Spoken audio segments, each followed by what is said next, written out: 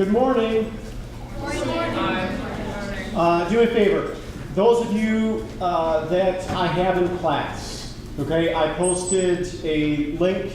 It's either a link or it's a PDF to an article. So if you don't have me in class, do me a favor, put your hand up, and then one of my students will share the link with you. I'm going to make sure that you have it. You don't have to read it just yet, but it will be it will come up later in the lecture. So, and keep your hand up until you receive it. That way, we know we can stop sharing. Okay, so take about 30 seconds. If you see somebody's hand up, please share the link with them.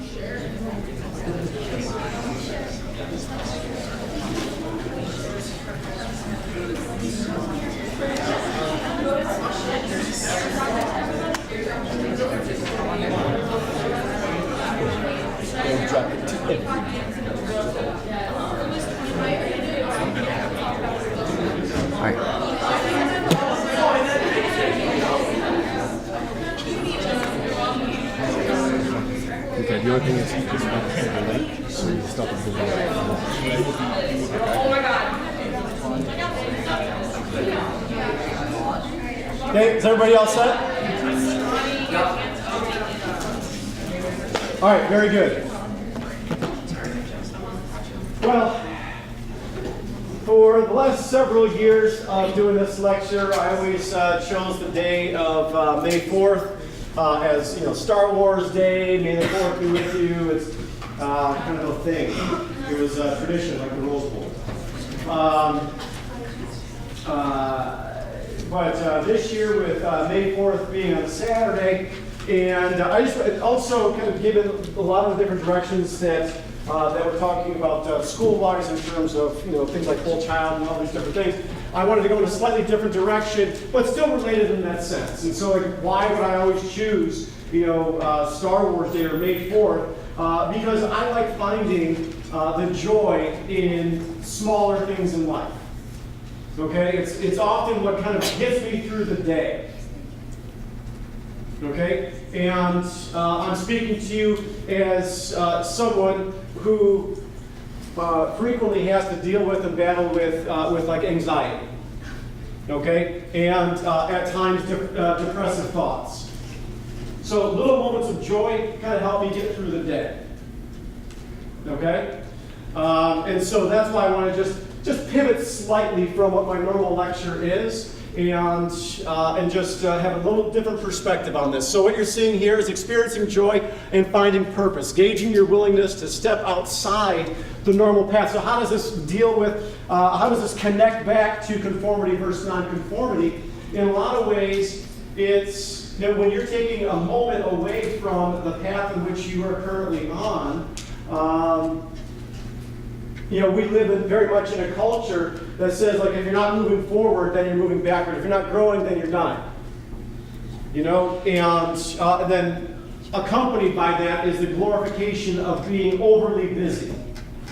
Okay, something that I am also very guilty of, being overly and oftentimes unnecessarily busy. Okay, and so it is for those reasons and purposes. There we go. That we're going to move forward. All right, and so I've got a guy. Here we go. All right, so finding joy, not quite the level of, is it Marie Kondo? Anybody familiar with Marie Kondo? That show's crazy. I get a kick out of it. I mean, in one hand, I need something like that in my life because, like, you know, those of you that have seen my desk in my classroom. Laugh it up. Understand that a little organization would probably do me good, but at the same time, when somebody goes as far as saying thank you to a T-shirt before you get rid of it, I don't know. Maybe that's a little overboard on finding joy. But hey, kudos to Marie Kondo for you know, for finding joy in her own way and trying to kind of spread that to others. Okay. Important to pause and take moments out of our day to discover the simplest of joys. And so I'm very much into movie references.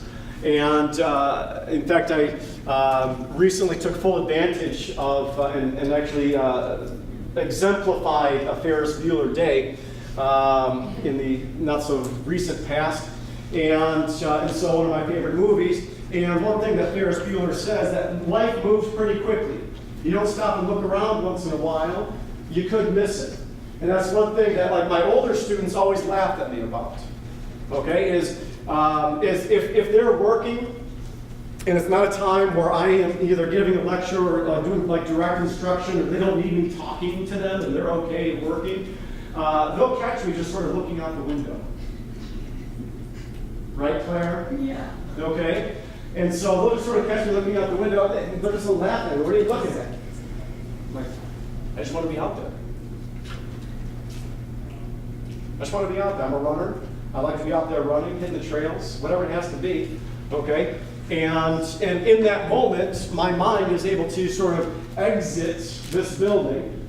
Okay? I love what I do. But I'm able to exit this building and visualize myself out there running and kind of being with nature. So it's really my example of trying to stop and look around a little bit. Okay, but different ways to find joy. Okay, next slide. Okay, and so ways that I find it through my day. Okay, like I said before, simply looking out the window. And then the other thing that I really enjoy. Okay, and again, examples would be different for you, for me, but the idea is to be intentional about finding joy in your day. All right, is usually when I'm sharing a joke in class, it's not for the whole class. Okay, it's for a few, and not in a sense where like I'm making fun of people and they don't know it. I'd never do that, but in the from the standpoint of I like reaching a couple of people who understand and know what this is about, and then forcing everybody else to say, why is this even a thing? Okay? And so those of you that are in my class, or maybe start to see and understand a little bit, like, okay, that's why I don't get 90% of what he's talking about. Okay? And so, but when I see like the 1 or 2 or 3 or maybe 5 faces that like light up a little bit and get it, that's joy, okay? And even in the tasks in which we're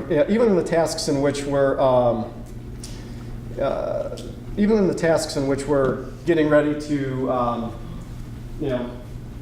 when things get piled onto us, right? We talk about how we have our time is overscheduled. Well, a couple of years ago, I was part of I was asked to host the C Factor talent show. I'm like, okay, this is just one more thing on my list. Of, okay, I'm grading and like 2 full-time jobs and full-time dad and all these things. Just one more thing. Okay, well, instead of viewing it in terms of okay, this is just one more thing, how can I find joy out of this? And so the way in which I find joy was I said, okay, if I'm going to host this thing, I host it with Mr. Haywood. Okay, what do you have, Mr. Haywood? No one in here? Okay, all right. Okay, and so he played he was like a bad guy wrestler, I was like a good guy wrestler, and at the end, we had this epic wrestling match, right? And I absolutely kicked the tar out of him. You showed us that video. What's that? You showed us that video. He's like, Oh, you saw.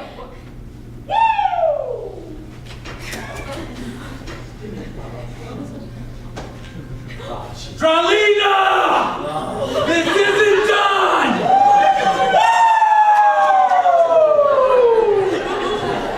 Once and for all, I'm taking you out, and your entire class is witnesses to see what a joke of a teacher you are!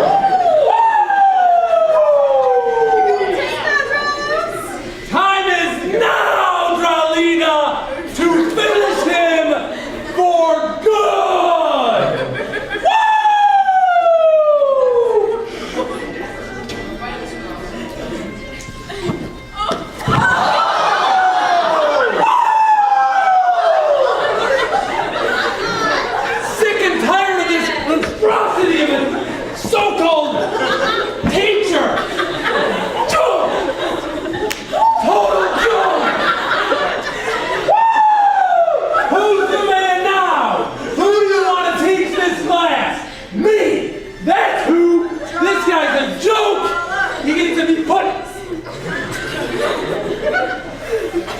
Are we gonna do this? Are we gonna do this? What do you have?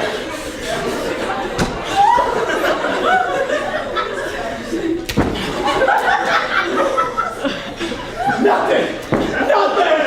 Nothing!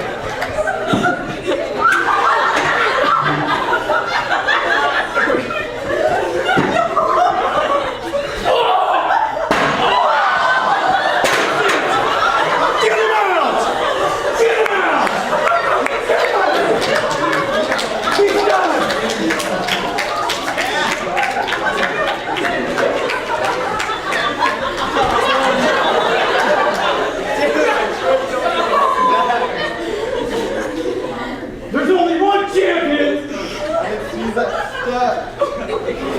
No longer ravishing!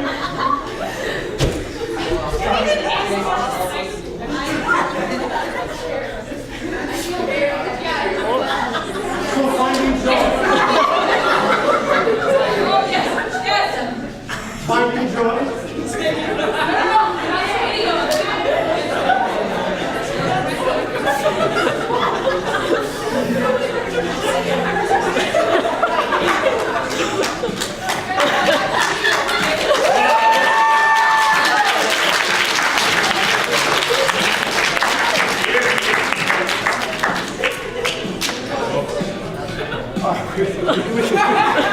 We can cut the music. All right, go back to the slide.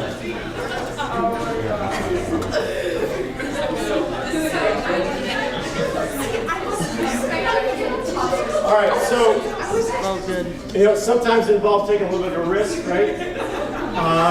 Knowing full well that this was either going to be awesome or terrible. There's going to be no middle ground. It was either going to be crickets or cheers, so I decided to go ahead and go for it. And so, but again, that's kind of what I'm talking about, right?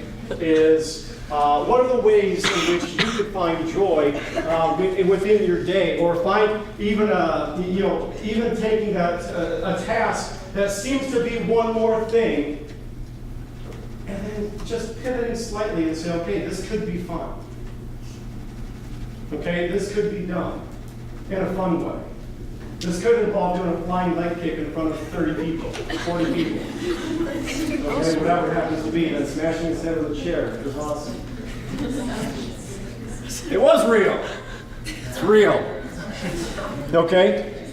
And then, but again, part of that, and the reason why I think it's so important, and the reason why I think it sort of challenges is the conformity side of this is the overscheduling of our lives. I mentioned how I'm guilty of it, and let's face it, I think everyone in here, you either have myself or Isley, and so you're in honors class, you're you're advancing beyond just the regular pace, and something that you chose to do on one hand, but on the other hand, it's okay, you're willingly saying, I choose to not have a whole lot of extra time in my day to do the stuff that just kids get to do. Okay, because I have to do homework, and then after school I have to go to this club, or this activity, or this event, or this sporting activity, whatever it happens to be. Okay, almost to the point where you don't have moments.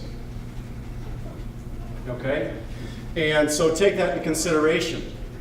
And so busy ends up being glorified rather as an escape from the monotony of your daily routine. And like I said, I mean it wholeheartedly. I love what I do. Okay, like I enjoy this. I enjoy, getting to kind of put on a little bit of a dog and pony show here. And, but not only that, but just the day in, day out routine. But at the same time, it does become monotonous.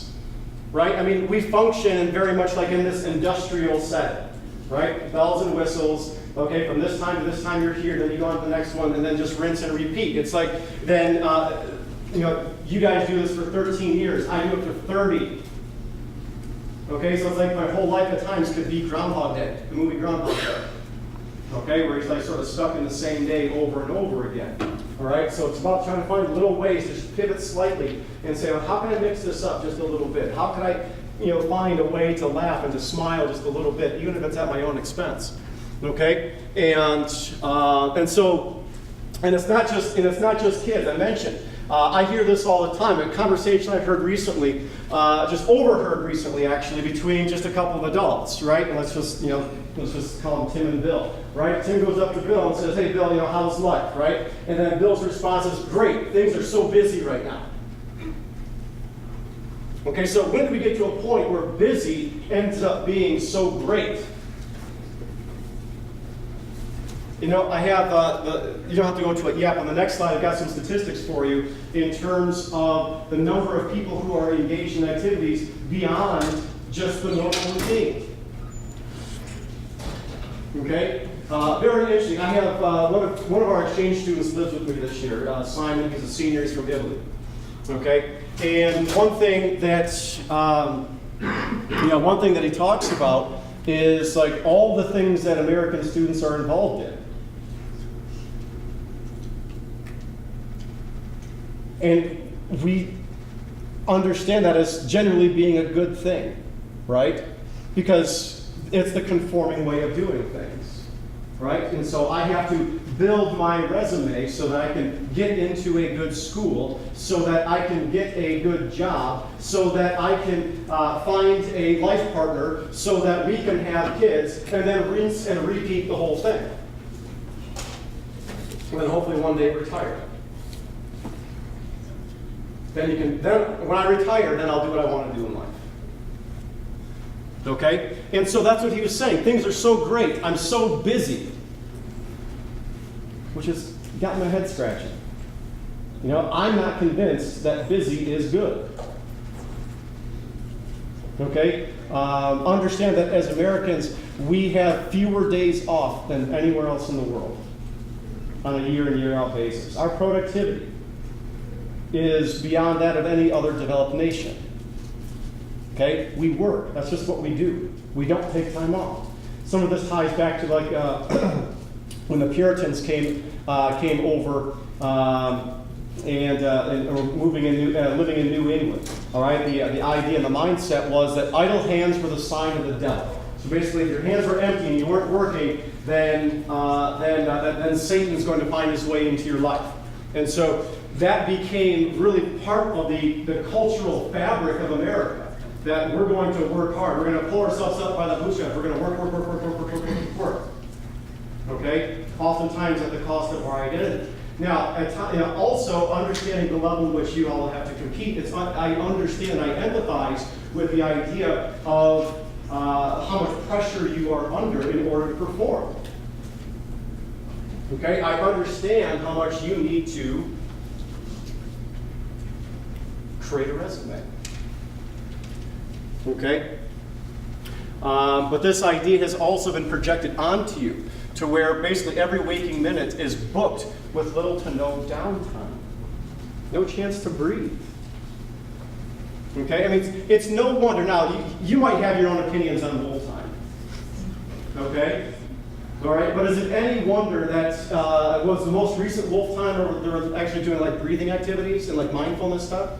Yeah. Okay? I mean, it's no wonder why, whether you find it effective or not is irrelevant. The fact that we're trying to implement a lot of these ideas, I think, is evident of our culture, indicative of our culture's unwillingness to do nothing. Like, when was the last time you truly did nothing? And you felt okay with it? You didn't feel like, okay, I'm doing something I shouldn't be doing because I should be doing homework, or I should be helping clean the house. I should be preparing for this recital. I should be doing I should be doing something, but I'm not. I'm doing nothing. Okay, it's almost to the point where we feel like we're bad people if we're not doing anything. Okay, and I'm not talking about catching up on Game of Thrones, or the one I'm partial to is Cobra Kai. Season 2 just dropped last week. Check it out. It's awesome. Got the shirt. It's good. Cobra Kai. Every night. And so whatever that be, I'm talking about truly just being in the moment and breathing. Just breathe. Yeah? Going back to Cobra Kai, so Miyagi says, no breathe, no life. Very good advice. Okay, go ahead. Oh no. Hey. Okay, there we go. Is this it? Yeah. Okay. Yeah. So I wanted to look at two different ways. There's joy, and there's escape, right? And so joy, I looked at Merriam-Webster, is like a source or cause of delight. Okay, like I said, looking out the window for me. All right. Do I know that that my students make fun of me for it? Yeah, I do. But I enjoy it. It's a cause of delight for me. So laugh away. I don't care. Okay. And so then the idea of escape is a distraction or relief from routine or reality. Okay? And so joy is nice, and not that escape is necessarily a bad thing, but the idea behind it is the reality that you also have to come back to here. You have to come back to now. Okay? And so important looking. I think I got some statistics next on the next slide here. Did we skip over the one with Maybe. the? Oh, is this it? Yeah. Okay. Yeah. So this is the one dealing with participation and our participation rates. Okay, and it's disaggregated with several different groups here. But just focus on the top one here with all children. So this is all American children. This is from the Census Bureau, so it's just sort of this independent research, no real agenda, although you always have to understand, origin, value, purpose, limitation, blah, blah, blah, blah, blah. Okay? It shows that 35% of high schoolers are involved in sports in some way, American high schoolers. 29%, almost 30% involved in some sort of lessons, whether that's music lessons, whatever it happens to be, and then another 30% involved with clubs. Now, I know what you're thinking. They really can't add. That's greater than 100. All right. But what they're saying is that multiple students are involved in more than one of these activities. Like you're involved in clubs and sports, whatever. Okay. And so. But when you look at it, that is almost, if I were to ask this room, okay, of this room of high-achieving students, okay, how many of you are involved? You don't have to raise your hands, but how many of you are involved in at least one of these things? And I'm sure it's probably 100%, if not pretty dang close. Again, it doesn't make you bad kids, but when do you have time? Are you taking time to break that conformity of this is the path I need to take in order to sustain myself as a middle class individual, or one day you'll just refer to yourself as a taxpayer, okay? To sustain that path versus breathing.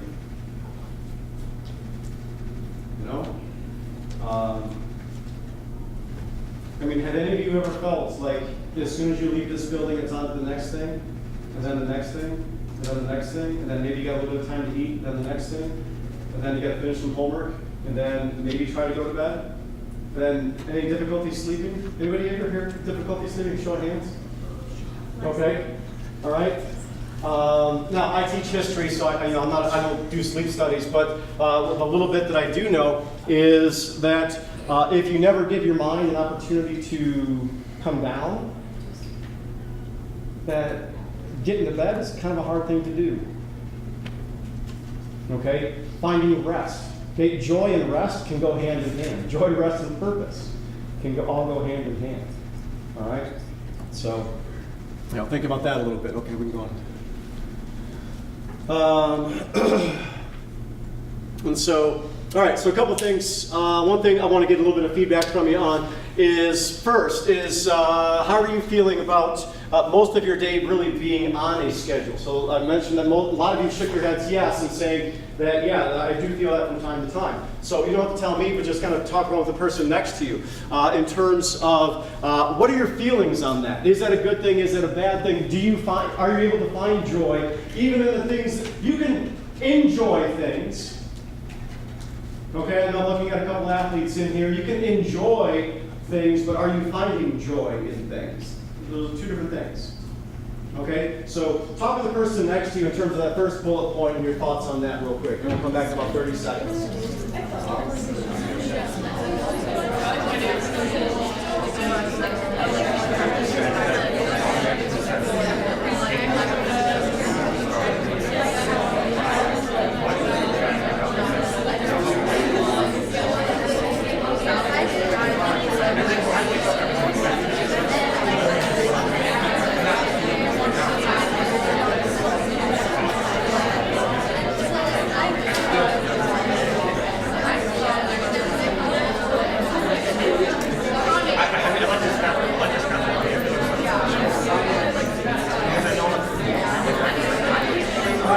Bring it back together. This next one, all right, like I said, I wasn't necessarily, I'm not going to fish for feedback on that first one. I just wanted you to talk about it a little bit and maybe get in the mindset a little bit. The other one I think is interesting. Okay, maybe it's related, maybe it's not, but it's just one that I find interesting. Is how many of those activities that you're involved in are things that are ultimately supervised? Okay, so what do I mean by that? What I mean by that is, if you are practicing piano, do you only practice piano when your teacher is there?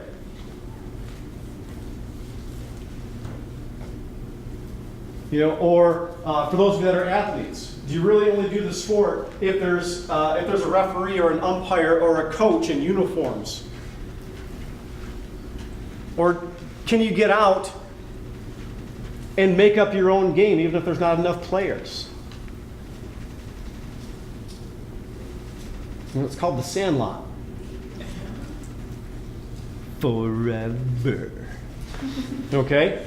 And so what are your thoughts? I mean, how many of you are like truly engaged in activities that are unsupervised? Go ahead. Some part of it. Go ahead. Like at tennis, when the coach isn't there yet, we play our own games. We play 3 versus 3 instead of doubles or singles, or we play made-up tennis games. Yeah. Yeah. Good. Good. Anyone else? Go ahead. When I feel worse for after riding, I ride for fun, and not only when I have like a show or a lesson. Yeah. That's good. Good. Go ahead. Yeah, I'm always looking at the opportunity to get outside and touch the equipment. Yeah. Learn stuff. Feel the grass in your feet? Yeah. Yeah. That's good. Go ahead. I practice for auditions and stuff by myself. Yeah? All right. And again, it doesn't make you a good person or a bad person, but I just wondering, with how scheduled our lives are, do you ever get in the offshoot of the corollary of this is, do you ever really get to do things because you're choosing to do it? Or because this is the time I'm supposed to be there? Okay? And so think about that. And if you weren't scheduled to be there at that time, would you still do that activity? And if no, then is it really bringing you joy? Other thoughts? We don't have to. Okay, next slide. Okay.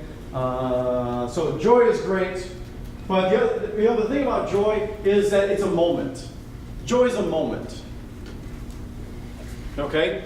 Like when Haywood burst into here and kind of did that whole little thing, that was great, but it's a moment, right? That moment is past, and you're back sinking in your chairs, eyes glazed over, and already starting to look at your clock, saying, "When are we going to get the hell out of here?" Okay, so the moment is past. Okay, and that's what joy is. It really is a moment. Okay? Purpose, however, is something that can be sustained.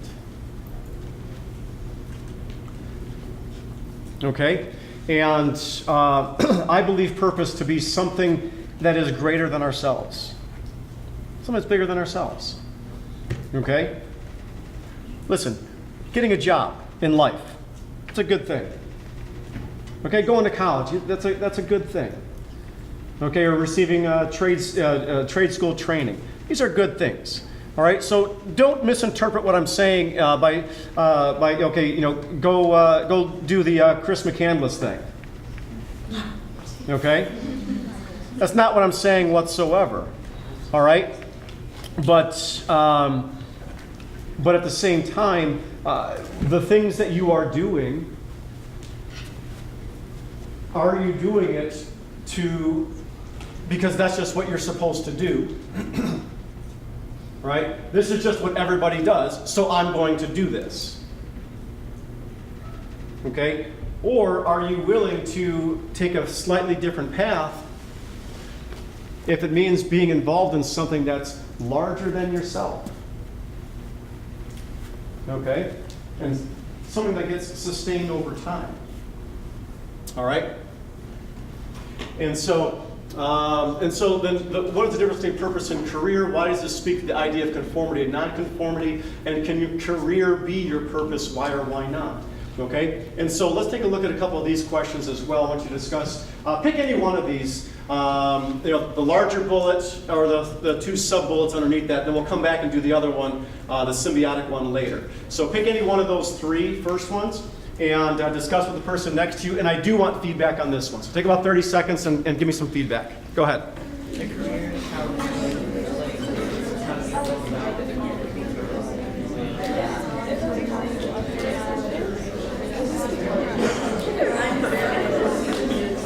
I was dying. Hand me your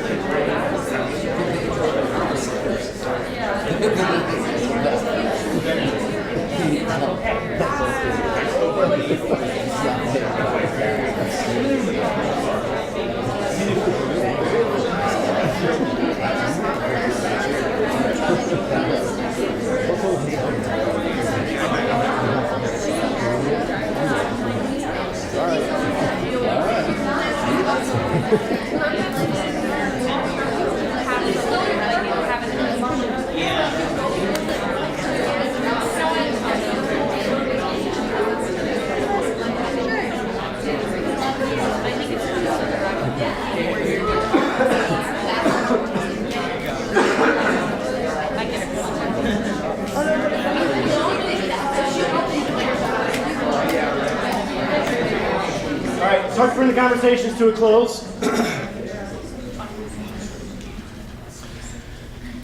And so I like this topic because if I were to ask you, as we sit here right now, like what do you want to do when you grow up? And most of you would probably give me an answer. If you don't, that's fine. Doesn't make you weird, doesn't make anything. Don't worry about it, don't freak out. Oh my goodness, and have this existential crisis. I don't know what I'm going to do with my life. Okay, you're 16, you can change, it doesn't matter. All right? But some of you have an idea, at least, of what you'd like to do. Okay? But if I were to ask you, what is your purpose in life, I might get blanker stares than what you're giving me right now. Okay, so you have an idea of what you'd like to do, but not necessarily who you are. Because purpose oftentimes is tied to identity. Okay? And so, did anybody answer the one how this ties back in with conformity, non-conformity? Let's go with the overarching question. Okay, did anybody tackle this one? Not everybody all at once, please. Yes? Well, conformity kind of ties in with career because it's what you're expected to do because your purpose in life might not always make you like any money to be able to do what you're supposed to do. So purpose is more of non-conformity while career is conformity in this Okay. kind of things. All right. Go ahead. And so really there's this whole thing like how you're talking about like the Puritan work ethic and how that ties into the way things are currently in the United States, where pretty much your purpose can be seen ties in with your career a lot of the time. When you're not looking at like who you are, what you enjoy, and people a lot of the times they turn their career into their purpose because they're like, okay, this is all I need to do. I need to get money, I need to be successful, and then everything will be fine. And that's a very conformist way to look at life. compared to nonconformity, where you can look at your purpose and you can say, okay, what can I do for other people and how can I implement this in my life? Okay. All right. Anyone else?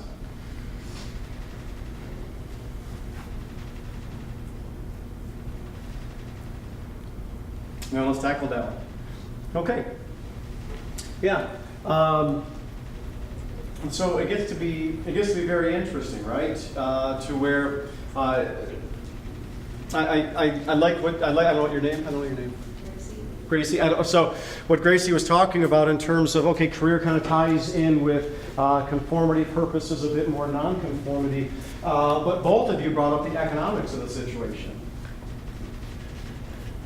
Okay? And so, why does the economics create a problem? Why does the economics get in the way of you following through with your purpose? Libby? You have to be sure that you can sustain yourself, and based on economics, the only way to do that is to earn money. You have to make money so you can buy a house and have shelter. You have to make money so you can go ahead and eat for the day. Otherwise, it's very difficult to, well, live. Okay. All right. Okay. Other thoughts?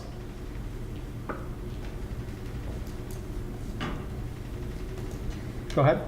And what was said would also take a longer time, meaning that it's difficult to find the time to go place where you can try and do whatever you feel your purpose is.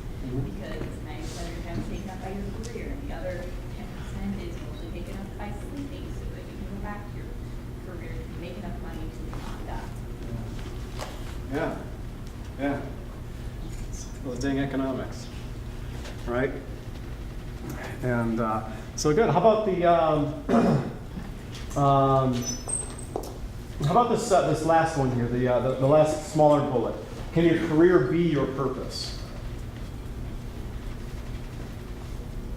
Anybody tackle this one? Go ahead. A lot of the time when people pick a career, it's something that they don't necessarily enjoy, but something that brings them money so that they can support either themselves or their family. But if you don't enjoy what you're doing, then there's just that idea of it being a job as opposed to something that you enjoy.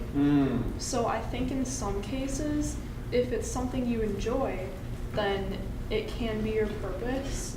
But at the same time, if it's just an obligation, then it's really just another thing that you're trying to get through. Yeah, and so I mean, that goes back to the path of least resistance, right? And that's the one where that's the pathway that most of you are on, the path of least resistance. To where, what do I mean by that? Because Mr. Drallos, we work really hard. What do you mean path of least resistance? Like, this is hard. I'm going to be taking a full load of AP classes next year, or IB classes next year. That's not a path of least resistance. I'm going to be busting my butt. No argument. Okay? But you're also on the path to, on the university, and the university then provides you with options, and so on and so forth, or whatever it happens to be. That's what I mean by the path of least resistance. It's the least risk-taking option that you could take, that you could go with, least risk-taking pathway. Okay? How many of you have ever heard of the phrase, if you do what you love, you never have to work a day in your life? Okay, you've heard that before. Okay?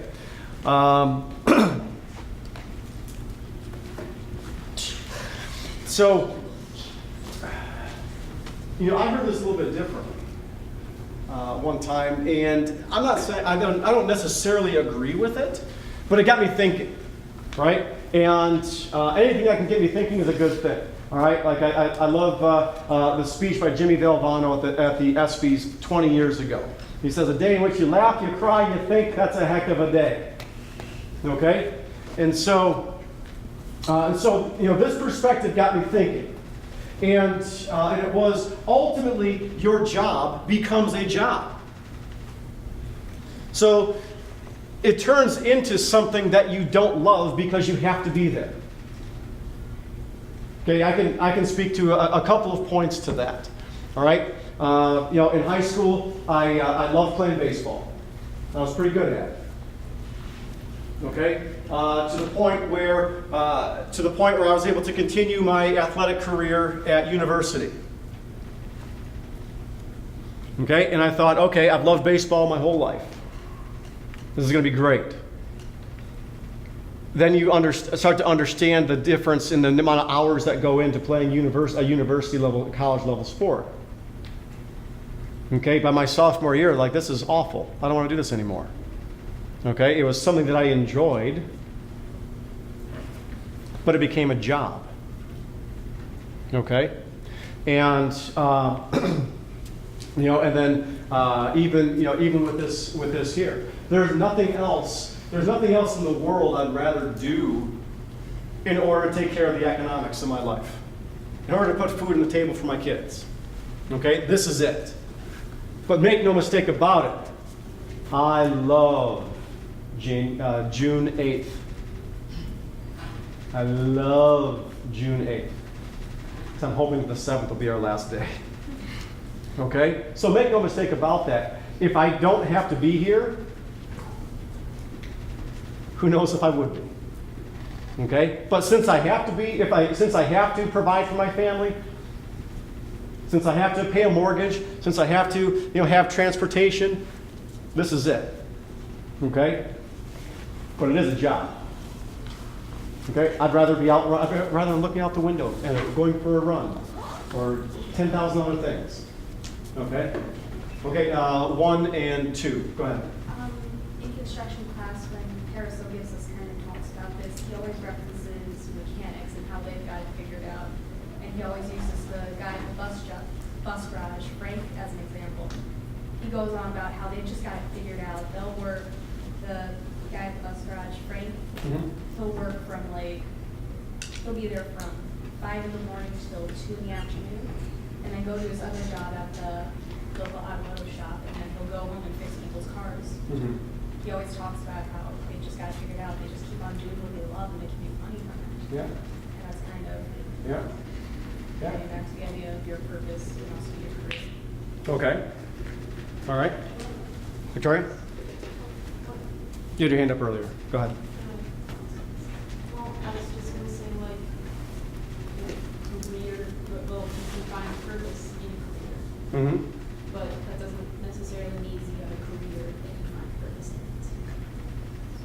Okay, expand on that. You could have a job that you really, really like, and then it slowly becomes kind of hate it. But if you can't always get a job that you find purpose in. Yeah. Yeah, not always. I mean, sometimes, and maybe the purpose is taking care of a family. Or, maybe the purpose is, getting out of my house so I can take care of myself. Okay? Now, things change over time, and different seasons of life bring about different challenges and different ideas.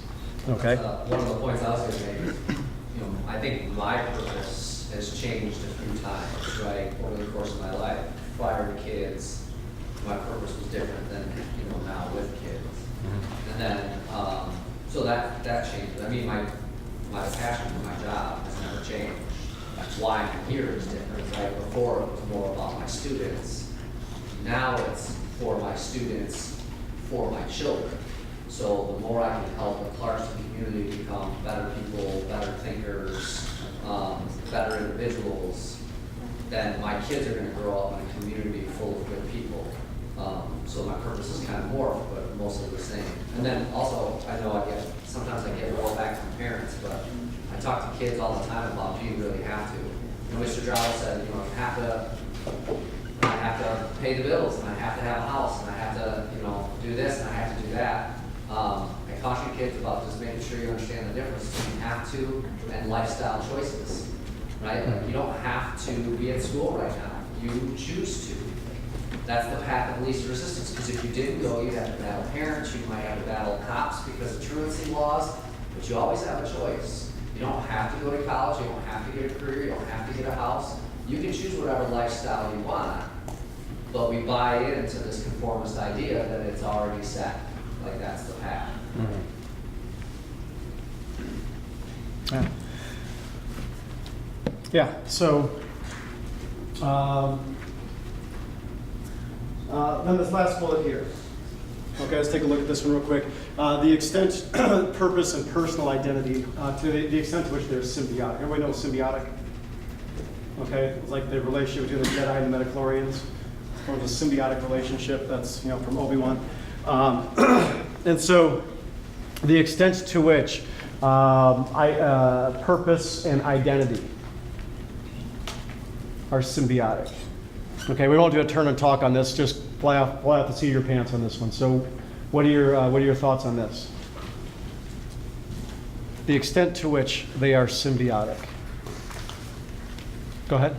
Your personal identity kind of determines your purpose, because say that like you're really good at math. So your purpose in life is probably going to relate to that if you actually enjoy doing math, and if you're good at it, then your purpose is going to kind of evolve from that part of your life. Okay. All right. And so if you have a particular set of skills. Okay. Go ahead. Well, if you connect yourself to like a greater purpose, then like traits such as like narcissism and things like that, those start to fade away. But you think of yourself engaged in something that's bigger than yourself, really. And that can connect to personal identity. But like, let's say you care about a certain issue, right? A certain issue that's in the United States, like healthcare or something. That could be your purpose to try to improve healthcare, and you're taking yourself away from like your own certain goals and putting yourself towards a greater purpose. Yeah. Yeah. And the idea too, if we're under general agreement that purpose and personal identity also are examples of nonconformity, if you're in general agreement on that, then any time that you're dealing with nonconformity, it's going to be met with resistance. Or I don't know if your generation still uses the term haters. Is that still a thing? Very much so. Okay, what's a better term for? No.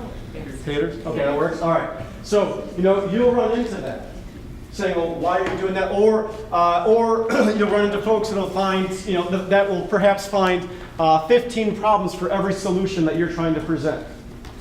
Okay, and so the purpose that I have found is, I try to combine all different aspects of my life into this one purpose. You know that I enjoy running.